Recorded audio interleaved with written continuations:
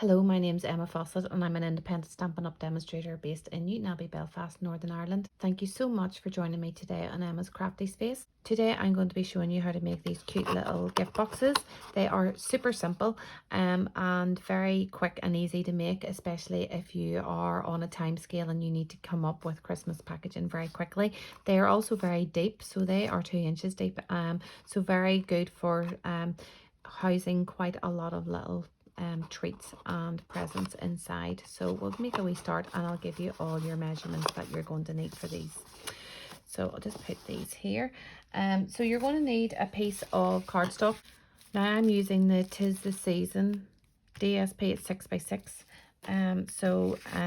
You just need cardstock that's going to coordinate, and Cherry Cobbler is in this suite. So I've used Cherry Cobbler and it is cut 7 inches by 7 inches and then scored 2 inches on all 4 sides.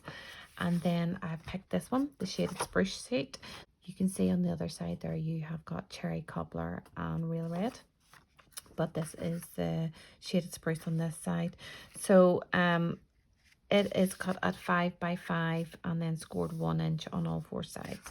So the box is, as I say, it's very simple, and it is your usual that you are going to cut up each line and wedge out. You're going to wedge out both sides, then turn it,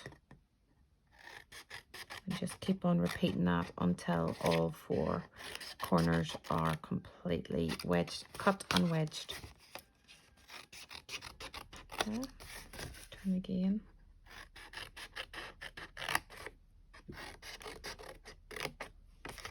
This just means whenever you're wedging it, it just means whenever you're folding those corners in, you're not going to have anything sitting proud along the top rim of your box.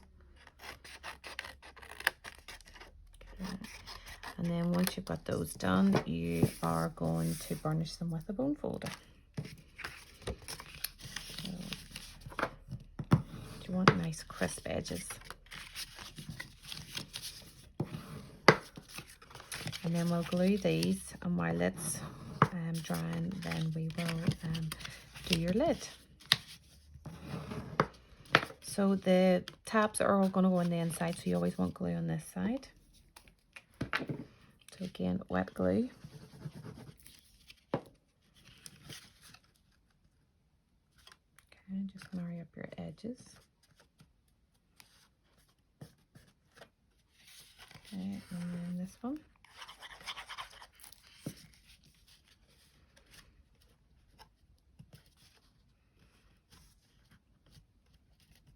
Just keep working around.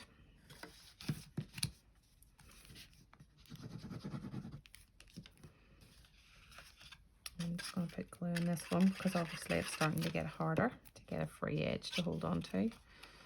So tuck that in. You can come to this one in a wee second. And then marry up your edges again. And that is the base of your box complete. So we just need it to dry now. Okay, so just set that to the side and we will do the lid. As I said, it is 5 inches by 5 inches and then scored on all 4 sides at 1 inch. So you're just going to cut to that score line and wedge. Okay, and so this is just a repeat of your base. They're just mirroring each other. It's just your base is 2 inches deep, whereas your lid up here is only going to be 1 inch deep. Okay. And last corner.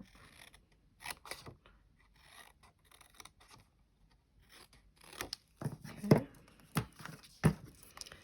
Just tidy them all out of the way. Again, get your bone folder.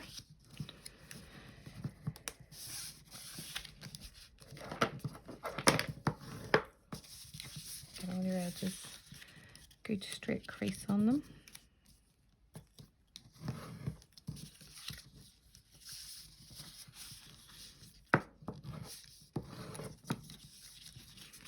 And the last one. Okay, so same thing. Now the only thing I will say to you is whenever you're doing this is kind of The only thing the only thing I will say whenever you're doing this is, because I didn't use a shim whenever I was doing my scoring, it is an idea to maybe use your box as a guide, just so that you know that you are getting a nice snug fit onto that. So kind of set your lid down and then maybe glue from there. Otherwise you might find that your lid might not fit. But if you just kind of use your box as a guide, then you'll know exactly where everything needs to go. Alternatively, you could use a shim. At the end of the day, you want your lid to be really snug on your project, because you want so you're not having to tie it and get a fastener for it. And you don't want it to be too loose and just slipping on and off. So I just find this is an easier way of doing it, to make sure that the lid really does fit snug on there. Okay, just keep moving around all your 4 sides. Okay.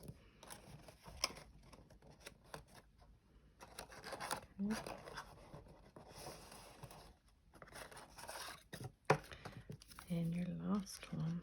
You don't need loads of glue either. Tombow is really strong with paper, so you don't need loads of it. Okay, and when it's still wet, you can just plop that back down there. Just make sure all your edges are stuck.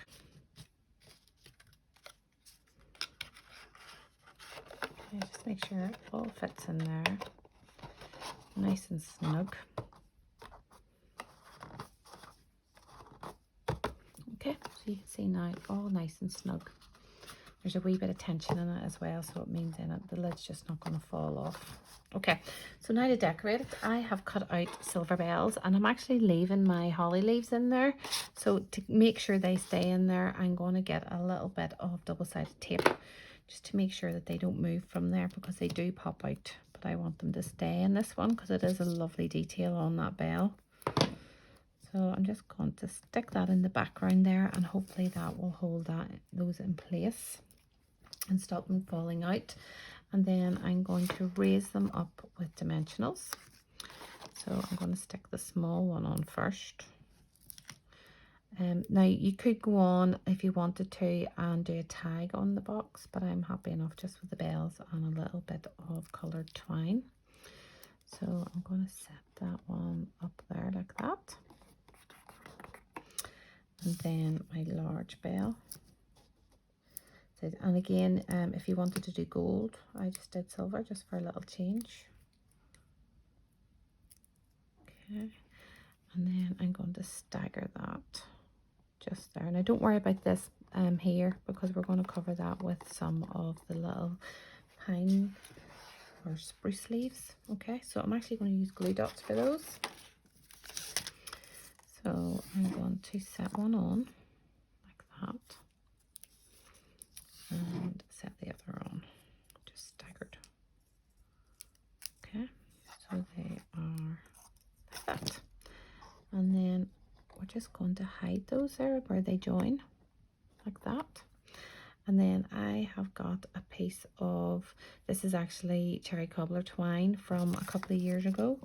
And I'm lucky enough to have a little bit left, because I really do love twine on projects. So I'm just going to fold a glue dot in half for the twine to stick to it. Put my little bow on it. Lift it and then position it. And that is our box. So as you can see, very quick and very simple. I'll just turn those on the side so you can see how deep they actually are. Very pretty for wrapping anything, jewellery, bath bombs, chocolates, just anything that you might want to put in them.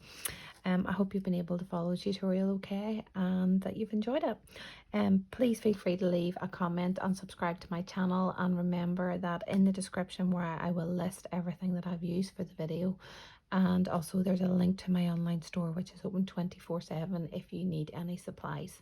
Thank you so much for joining me. Take care. Bye bye.